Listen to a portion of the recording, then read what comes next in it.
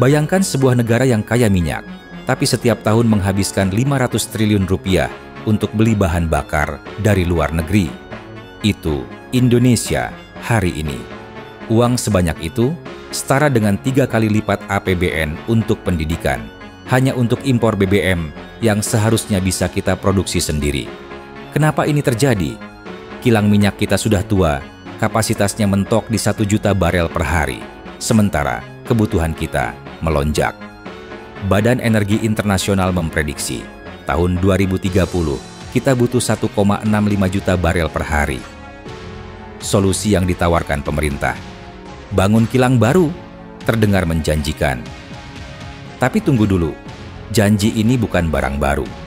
Puluhan tahun kita dengar cerita serupa, dan kilang terakhir yang berdiri adalah Kilang Balongan di tahun 1994, 31 tahun lalu.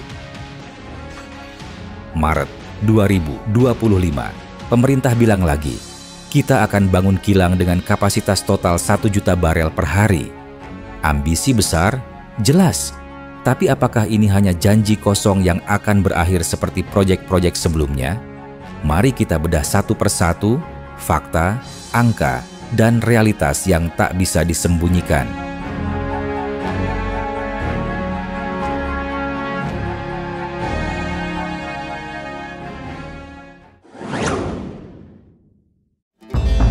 Tadinya kita akan bangun kurang lebih sekitar 500.000 barel karena kita impor sekitar 1 juta barel per day. Tadi ada terjadi perubahan, akan kita bangun nantinya sekitar 1 juta barel, dan itu akan kita lakukan di beberapa tempat, baik ada di wilayah Kalimantan, kemudian Jawa, Sulawesi, dan Maluku, Papua. Awal Maret 2025, Menteri ESDM Bahlil Lahadalia menggebrak dengan pengumuman, Indonesia akan punya kilang baru dengan kapasitas total 1 juta barel per hari. Bukan cuma 500.000 seperti rencana-rencana sebelumnya yang setengah hati, tapi langsung 2 kali lipat. Lokasinya tidak cuma satu tempat, tapi tersebar di Kalimantan, Jawa, dan Sulawesi. Ini bukan sekadar soal bensin atau solar, tapi juga petrokimia, bagian dari Grand Plan hilirisasi yang katanya akan meningkatkan nilai tambah ekonomi. Pemerintah bahkan menabuh jenderang visi lingkungan. Kilang ini akan pakai teknologi canggih, ramah lingkungan, mendukung target net zero emission di tahun 2060. Kedengarannya seperti mimpi indah. Tapi mari kita lihat datanya lebih dalam. Konsumsi BBM kita naik rata-rata 3–4% setiap tahun. Di 2020, kita konsumsi 1,3 juta barel per hari. Di 2025, angka itu diprediksi tembus 1,5 juta. Sementara itu, produksi kilang kita stagnan, 1 juta barel per hari sejak lama. Artinya, ada celah besar yang harus ditutup dengan impor. Tanpa kilang baru, ketergantungan kita pada impor akan terus membengkak dan devisa negara akan semakin terkuras. Berapa biaya untuk wujudkan ambisi ini? Pemerintah bilang 300–500 triliun rupiah. Angka yang bikin geleng-geleng kepala. Bayangkan, 500 triliun itu cukup untuk bangun 10.000 sekolah baru atau ribuan kilometer jalan tol. Tapi, dari mana uangnya? Pemerintah menyebut ini investasi strategis, tapi detailnya masih kabur. Apakah dari APBN yang sudah ketat, pinjaman luar negeri yang akan menambah utang, atau investor asing yang katanya sudah antre di depan pintu? Proyek sebesar ini bukan cuma butuh duit, tapi juga komitmen politik dan eksekusi yang cepat. Kalau tidak, kita cuma akan menambah daftar panjang proyek mangkrak yang berdebu di laci kementerian.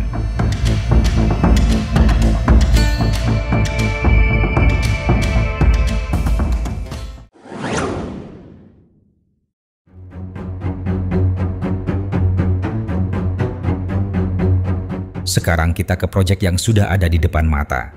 Pertama, Kilang Tuban, Jawa Timur. Kapasitasnya dirancang 300.000 barel per hari, hasil kerjasama Pertamina dengan raksasa minyak Rusia, Rosneft. Total investasi 211,9 triliun rupiah. Lahan seluas 841 hektar sudah dibebaskan 100% sejak 2021.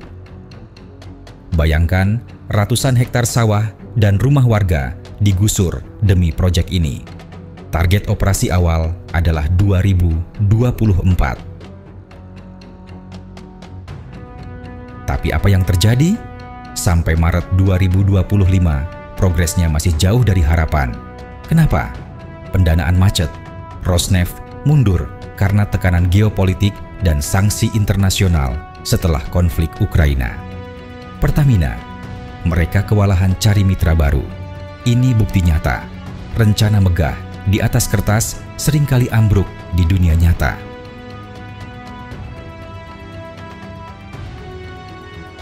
Lalu ada Kilang Bontang di Kalimantan Timur.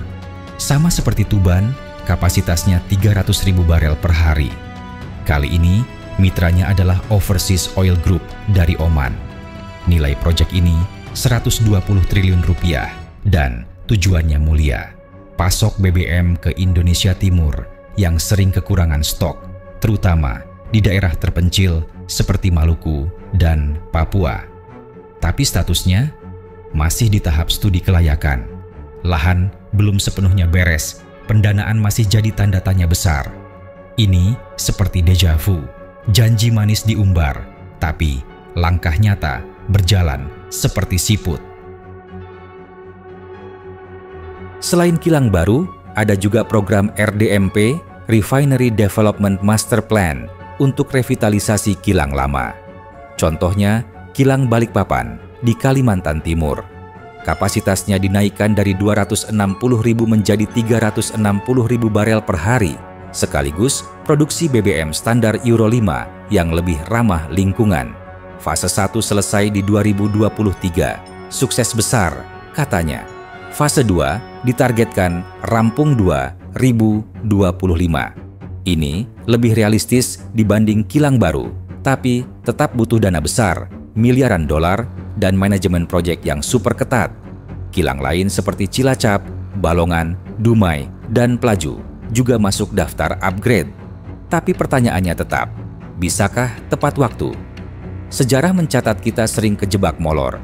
Contohnya, Kilang Cilacap yang upgrade-nya tertunda bertahun-tahun karena masalah teknis dan birokrasi.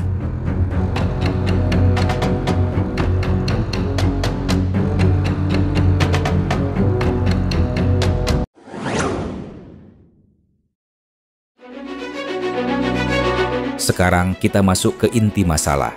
Tantangan yang bikin semua rencana ini tersendat. Pertama, pendanaan. Bangun kilang itu mahal, bukan miliaran, tapi ratusan triliun rupiah. Kilang Tuban saja butuh 211 triliun rupiah, dan itu belum selesai setelah bertahun-tahun. Kedua, eksekusi. Sejak 2005, kita sudah dengar janji-janji manis. Ada rencana dengan Sinopec dari Cina, gagal. Lalu kerjasama dengan Iran di 2010 sampai batal karena sanksi internasional. Terakhir, 2015, kolaborasi dengan Saudi Aramco mangkrak sampai hari ini. Kilang terakhir yang benar-benar berdiri, Balongan, 1994, 31 tahun lalu. Ketiga, birokrasi dan regulasi. Proses perizinan, pembebasan lahan, aturan lingkungan, semua jadi rantai yang membelenggu kecepatan proyek. Keempat, teknologi. Kilang modern harus bisa olah minyak mentah berat yang murah, tapi kita kekurangan tenaga ahli lokal untuk wujudkan itu. Data ini bukan cuma angka dingin. Ini cerminan kemampuan kita menepati janji. Impor BBM kita di 2023 saja capai 500.000 barel per hari, setengah dari kapasitas kilang existing kita. Tanpa kilang baru, kita akan terus jadi pasar empuk untuk BBM impor dari Singapura, Malaysia, atau Timur Tengah. Devisa kita ludes, dan ketahanan energi kita rapuh. Kalau pemerintah serius, eksekusi harus cepat, bukan cuma obral target megah di konferensi pers.